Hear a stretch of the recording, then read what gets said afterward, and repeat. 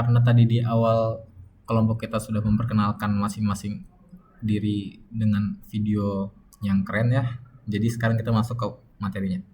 Materi yang kita bahas adalah aspek ergonomis dalam interaksi manusia dan komputer atau IMK. Ini nama-nama anggota dari anggota saya. Itu ada Alvina Berlian Yudianti, Aditya Putra Wicaksana, itu saya sendiri, Damar Sanggali, Diki Sanjaya Putra, Dewana Zulmarna, Faiz Ramadhani, Farid Hanifatan, dan Faras Fadilah Nur Arasi. Oke, lanjut ke materi utamanya.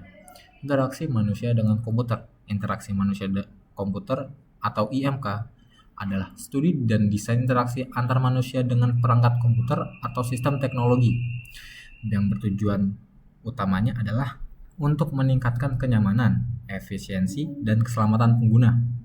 Salah satu aspek penting dalam interaksi manusia komputer adalah ergonominya, yang bertujuan untuk menyesuaikan desain sistem dengan kebutuhan fisik dan psikologis pengguna.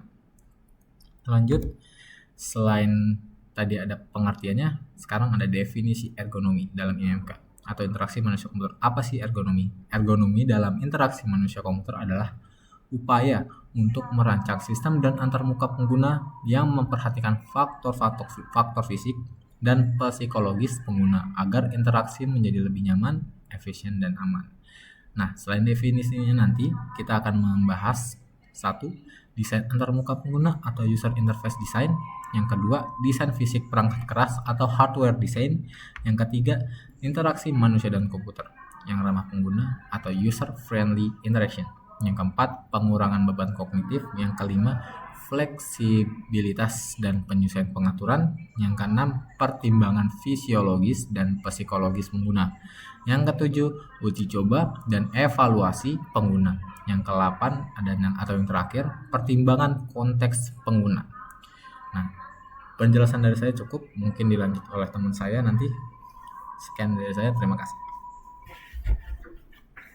Baik, saya akan melanjutkan materi dari teman saya yang tadi. Yang pertama ada desain antarmuka pengguna atau user interface design. Prinsip-prinsip desain antarmuka ergonomis. Yang pertama, keterbacaan. Font yang digunakan harus cukup besar dengan kontras, warna yang baik agar mudah dibaca. Hindari penggunaan teks kecil atau warna yang sulit dibedakan. Selanjutnya ada konsistensi. Elemen-elemen desain seperti ikon, tombol, dan menu harus memiliki tampilan yang konsisten di seluruh antarmuka agar pengguna tidak bingung. Selanjutnya ada kemudahan navigasi. Pengguna harus bisa dengan mudah memahami cara berpindah antar layar atau menu. Hindari struktur menu yang terlalu kompleks. Umpan balik yang jelas. Sistem harus memberikan umpan balik yang jelas saat penggunaan melakukan aksi seperti pesan konfirmasi atau notifikasi. Contohnya, menggunakan tombol berlabel yang jelas dan ikon yang intuitif agar pengguna tahu apa yang akan terjadi jika tombol tersebut diklik. Yang kedua, ada desain fisik perangkat keras atau hardware design. Aspek ergonomi dalam desain perangkat keras. Yang pertama, ada posisi layar. Layar komputer harus ditempatkan pada ketinggian yang nyaman agar pengguna tidak perlu menunduk kepala dan melakukan layar. Selanjutnya, ada keyboard dan mouse. Desain keyboard dan mouse harus ergonomis untuk mengurangi ketegangan pada pergelangan tangan. Misalnya, menggunakan keyboard dengan bentuk split atau mouse vertikal. Selanjutnya, ada meja dan kursi. Meja dan kursi harus dapat disesuaikan dengan ketinggian untuk mendukung postur tubuh yang benar dan mencegah cedera. Contohnya, kursi dengan dukungan lumbar. Penopang punggung bawah dapat mencegah sakit punggung jika digunakan dalam jangka panjang. Baik, materi selanjutnya akan dilanjutkan oleh teman saya. Ya, untuk materi selanjutnya yaitu interaksi manusia komputer yang ramah pengguna atau user friendly interaction. Prinsip-prinsip interaksi yang ramah pengguna. 1. Sederhana dan efisien. Sistem harus mengurangi jumlah langkah yang dibutuhkan untuk menyelesaikan tugas. Proses yang rumit atau berbelit-belit dapat menyebabkan kebingungan dan frustasi. Sistem responsif. Perangkat atau aplikasi harus memberikan respon yang cepat saat pengguna memberikan input. Keterlambatan atau lag dapat merusak pengalaman pengguna. Tersedia bantuan atau panduan. Pengguna harus dapat dengan mudah mengakses bantuan jika mereka menemui kesulitan, baik melalui manual, FAQ, atau sistem bantuan langsung. Contoh, fitur pencarian atau shortcut keyboard yang memungkinkan pengguna menyelesaikan tugas lebih cepat dan efisien. Materi selanjutnya akan dilanjutkan oleh teman saya. Selanjutnya ada pengurangan beban kognitif. Mengurangi beban kognitif pengguna. Beban kognitif merujuk pada upaya mental yang diperlukan pengguna untuk memahami dan menggunakan sistem. Desain antarmuka yang baik akan mengurangi beban ini dengan cara menggunakan icon yang jelas. Icon yang mudah dipahami membantu pengguna memahami fungsi tanpa perlu membaca teks panjang. Sederhanakan pilihan, menyediakan hanya pilihan yang relevan dalam suatu konteks, bukan pilihan yang terlalu banyak dan membingungkan. Penggunaan warna yang efektif. Warna yang dapat digunakan untuk menyoroti informasi penting atau memberi peringatan tanpa membebani pengguna. Contohnya, menggunakan icon dengan simbol intuitif seperti gambar folder untuk mewakili file atau gambar printer untuk cetak.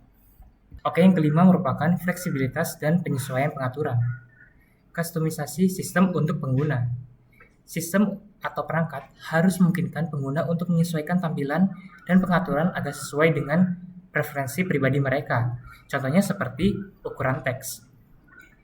Pengguna dapat membesar atau memperkecil ukuran font untuk kenyamanan membaca.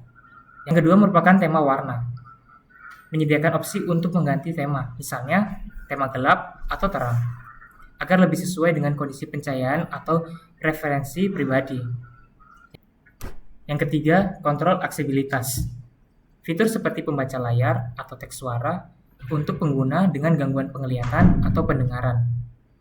Contohnya seperti di perangkat mobile, pengguna dapat menyesuaikan ukuran teks, kecerahan layar, atau tema agar sesuai dengan kenyamanan masing-masing. Materi selanjutnya adalah pertimbangan fisiologis dan psikologis pengguna. Faktor fisiologis, kelelahan mata. Paparan layar yang berlebihan dapat menyebabkan kelelahan mata, digital age strain. Desain sistem harus memperhatikan faktor ini dengan menyediakan mode gelap atau pemberitahuan untuk istirahat mata. Postur tubuh. Postur tubuh yang buruk saat menggunakan komputer dapat menyebabkan cedera fisik jangka panjang.